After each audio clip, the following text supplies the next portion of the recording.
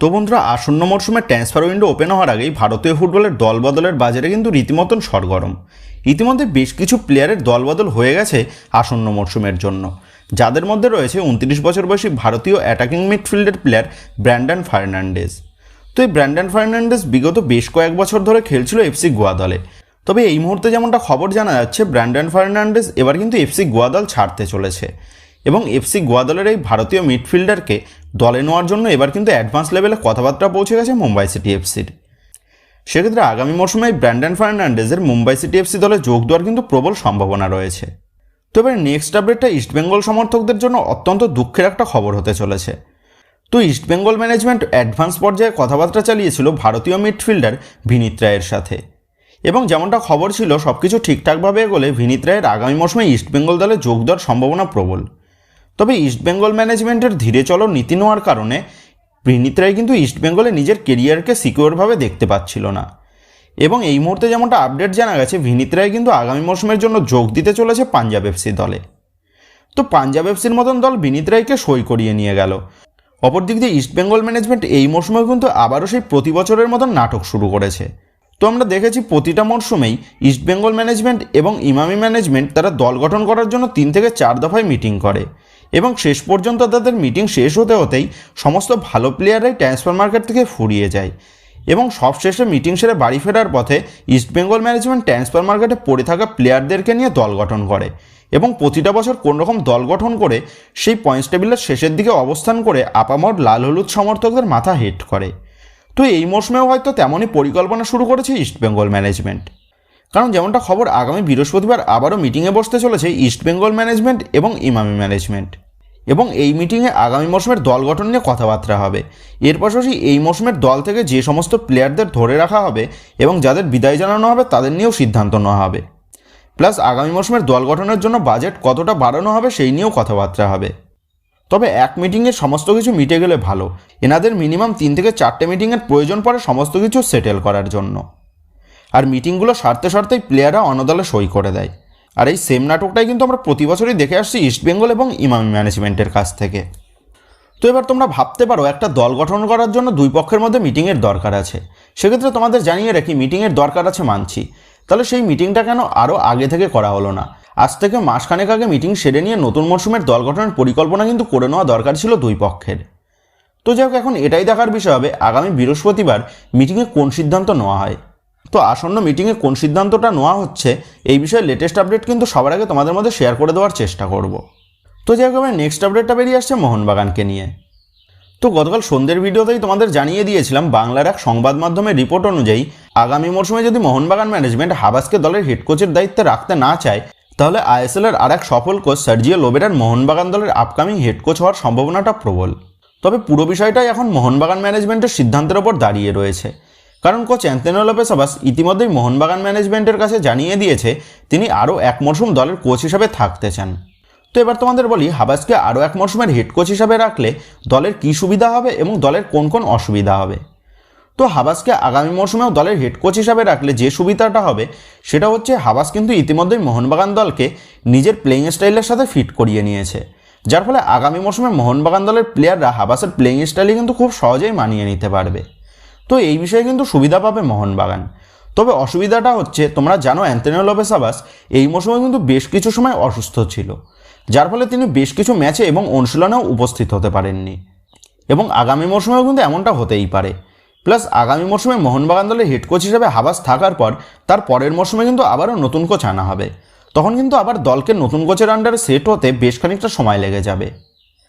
তো এই সমস্ত দিকগুলোতে কিন্তু অসুবিধা হতে পারে মোহনবাগান দলের। তো এখন এটাই দেখার বিষয় হবে মোহনবাগান ম্যানেজমেন্ট কোন সিদ্ধান্ত নেয় হাবাসের ভবিষ্যৎ নিয়ে। তবে হাবাসকে দলের হেড কোচ হিসাবে না রাখলেও হাবাসকে কিন্তু দলের টিডি হিসাবে রাখা হবে। তো যাই হোক, এবার যদি মোহনবাগানকে নিয়ে কিছু ট্রান্সফার রিউমার শেয়ার করা যায়, তো তোমরা জানো দল গঠনের বাজারে মোহনবাগান ম্যানেজমেন্ট কিন্তু বেশ কিছুদিন আগে থেকেই অ্যাক্টিভ হয়ে গেছে, যার ফলে অস্ট্রেলিয়ান ওয়ার্ল্ড কাপার জেমি ম্যাকলারেনের মতন সেরা বিদেশিকে দলে চূড়ান্ত করে নিয়েছে মোহনবাগান। এর পাশাপাশি ভারতীয় মিডফিল্ডার জিকসন সিংয়ের নামটাও কিন্তু জোরালোভাবে শোনা যাচ্ছে মোহনবাগান দলের সাথে, এবং সব কিছু ঠিকঠাকভাবে এগোলে এই জিকসন সিংয়ের মোহনবাগান দলে আসার কিন্তু একটা ভালো মতন সম্ভাবনা রয়েছে। তবে এর সাথেই মুম্বাই সিটি এফসি দলের ভারতীয় আক্রমণ ভাগের প্লেয়ার ছাংতে এবং এফসি গোয়া দলের ভারতীয় ডিফেন্ডার জয় গুপ্তার নামটা প্রবলভাবে শোনা গেছিল মোহনবাগানকে নিয়ে। তবে তোমাদের জানিয়ে দিয়েছিলাম ছাংতের ডিলটা ক্র্যাক করাটা কিন্তু বেশ টাফ মোহনবাগানের জন্য, কারণ মুম্বাই সিটি এফসি তাদের এই স্টার প্লেয়ারকে ছাড়তে রাজি নয়। এর পাশাপাশি যেমনটা খবর, ছাংতেও প্রচুর পরিমাণে টাকা চাইছে মোহনবাগান দলে আসার জন্য। তবে যেমনটা আপডেট জানা যাচ্ছে, মোহনবাগান ম্যানেজমেন্ট এই ছাংতের ডিল নিয়ে কিন্তু রীতিমতন অ্যাক্টিভ রয়েছে। মোহনবাগান ম্যানেজমেন্ট চেষ্টা চালাচ্ছে ছাংতের সাথে একটা নেগোসিয়েশন করে একটা নির্দিষ্ট পরিমাণ অর্থ দিয়ে ছাংতেকে দলে নিয়ে আসার। এবং যদি শেষ পর্যন্ত ছাংতের ডিলটা ডান করতে পারে মোহনবাগান ম্যানেজমেন্ট, তাহলে কিন্তু মোহনবাগানের আপফ্রন্ট থেকে জনপ্রিয় ভারতীয় প্লেয়ারের বিদায় হয়ে যেতে পারে। তবে ছাংতের ডিল নিয়ে মোহনবাগান ম্যানেজমেন্ট অ্যাক্টিভ থাকলেও জয় গুপ্তার বিষয়ে যে রিউমারটা জানা গেছিল সেটা কিন্তু পুরোপুরি ফেক ছিল। আর মোহনবাগান ম্যানেজমেন্ট কেনই বা জয় গুপ্তাকে দলে নেওয়ার জন্য মোটা অঙ্কের ট্রান্সফার ফি দেবে, যেখানে মোহনবাগানের কাছে আমানদীপের মতন তরুণ প্লেয়াররা রয়েছে। তারা ঠিকঠাকভাবে তৈরি হয়ে গেলে ভবিষ্যতে কিন্তু মোহনবাগান দলের আর অন্য কোনো দল থেকে ভারতীয় প্লেয়ারকে নিয়ে আসতে হবে না, কারণ মোহনবাগান দলের তরুণ স্কোয়াডের মধ্যে যে সমস্ত প্লেয়াররা রয়েছে তারা কিন্তু বেশ নির্ভরযোগ্য, এবং তাদেরকে সঠিকভাবে পরিচর্যা করতে পারলে তারা কিন্তু ভবিষ্যতে মোহনবাগান দলের প্রথম একাদশের সুযোগ পাওয়ার প্রবলভাবে দাবিদার হয়ে উঠবে। তো যাই হোক, গতকাল থেকেই মোহনবাগানকে নিয়ে দুই বিদেশি রিউমার কিন্তু জোরালোভাবে শোনা যাচ্ছে, যাদের মধ্যে রয়েছে 31 বছর বয়সী গ্রিসের সেন্টার ফরওয়ার্ডের প্লেয়ার ডিমিত্রিয়াস ডায়ামান্টাকোস। তো এই ডিমিত্রিয়াস আগামী মৌসুমে কোন দলে যোগ দেবে সেই নিয়ে কিন্তু রীতিমতন একটা গোলকধাঁধার সৃষ্টি হয়েছে, কারণ আইএসএলের একাধিক ক্লাব কিন্তু এই সফল স্ট্রাইকারকে দলে নেওয়ার জন্য আগ্রহ প্রকাশ করেছে।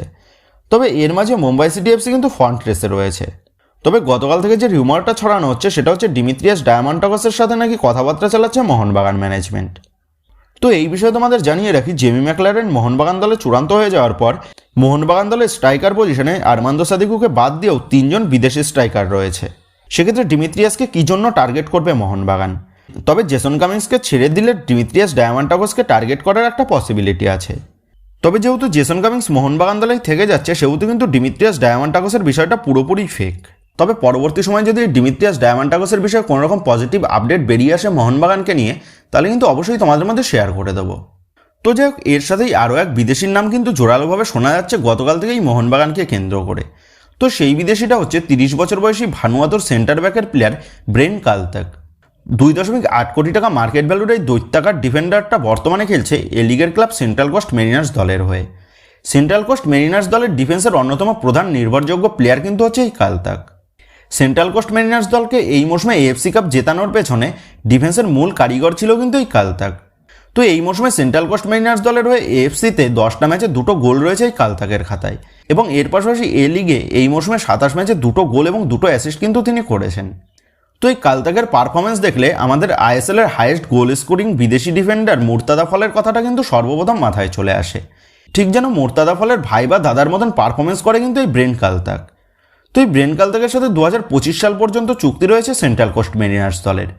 তবে যেমনটা খবর জানা যাচ্ছে, কালতাককে ট্রান্সফার ফি দিয়ে দলে নিয়ে আসার জন্য একটা পরিকল্পনা করছে মোহনবাগান ম্যানেজমেন্ট। তো গত মরশুমে জেসন কামিন্সকে সেন্ট্রাল কোস্ট মেরিনার্স দল থেকে নিয়ে আসতে সক্ষম হয়েছিল মোহনবাগান ম্যানেজমেন্ট, এবং যেমনটা খবর এই সেন্ট্রাল কোস্ট মেরিনার্সের ম্যানেজমেন্টের সাথে মোহনবাগানের সম্পর্কটা বেশ ভালো। সেক্ষেত্রে জেসন কামিন্সের মতনই সেই একইভাবে কালতাকের মোহনবাগানে আসার একটা সম্ভাবনা রয়েছে। এবং কালতাক এর আগেই মানে তার সতীর্থ জেসন কামিন্স যখন মোহনবাগান দলে যোগ দিয়েছিল, তখন কিন্তু কালতাক নিজেই জানিয়েছিল সে আইএসএল তথা মোহনবাগান দলে খেলতে চায়। সেক্ষেত্রে হতে পারে আগামী মরশুমে আমরা মোহনবাগান দলের ডিফেন্সে মুর্তাদা ফলের মতন কোয়ালিটির বিদেশি এই ব্রেন কালতাককে দেখতে পেতে পারি। আর এই কালতাককে মোহনবাগান চূড়ান্ত করতে পারলে মোহনবাগানের আপফ্রন্টের পাশাপাশি মোহনবাগানের ডিফেন্সটাও যে বেশ শক্তিশালী হয়ে যাবে সেটা কিন্তু বলাই যায়, কারণ এই কালতাকের মধ্যে কিন্তু সেই কোয়ালিটি রয়েছে মোহনবাগানের ডিফেন্সকে নেতৃত্ব দেওয়ার, প্লাস এশিয়া মঞ্চেও কিন্তু এই কালতাকের খেলার অভিজ্ঞতা রয়েছে। সেক্ষেত্রে ACL 2-এ গিয়ে কিন্তু এই কালতাকের এক্সপিরিয়েন্স অনেক কাজে লাগতে পারে মোহনবাগান দলের।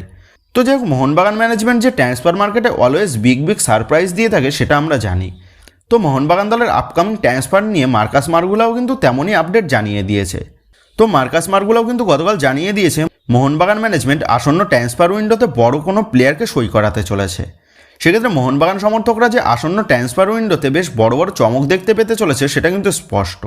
তো বন্ধুরা তোমরা কমেন্ট করে জানিও মোহনবাগানের ডিফেন্সে এই দৈত্যাকার ডিফেন্ডার ব্রেন্ট কালতাককে দেখতে পেলে তোমরা কতটা খুশি হবে। এই বিষয়ে তোমাদের মতামতটা অবশ্যই নিচে কমেন্ট করে জানিয়ে দিও। তো বন্ধুরা এই ভিডিওতে গুরুত্বপূর্ণ আপডেটগুলোই তোমাদের মধ্যে শেয়ার করার ছিল। তো আশা করি ভিডিওটা তোমাদের ভালো লেগেছে। তো যদি ভিডিওটা ভালো লেগে থাকে তাহলে ভিডিওতে লাইক দিয়ে চ্যানেল সাবস্ক্রাইব করে পাশে থাকা বেল আইকনটা অবশ্যই প্রেস করে দিও। আর তোমরা যারা এখনও পর্যন্ত আমাদের সোশ্যাল মিডিয়া পেজের সাথে যুক্ত হওনি তারা কিন্তু অবশ্যই নিচের ডেসক্রিপশন বক্সের লিঙ্ক থেকে আমাদের সোশ্যাল মিডিয়া পেজের সাথে যুক্ত হয়ে যেও, কারণ এখন কিন্তু সমস্ত লেটেস্ট আপডেটগুলো সবার আগে আমাদের সোশ্যাল মিডিয়া পেজেই পোস্ট করা হয়।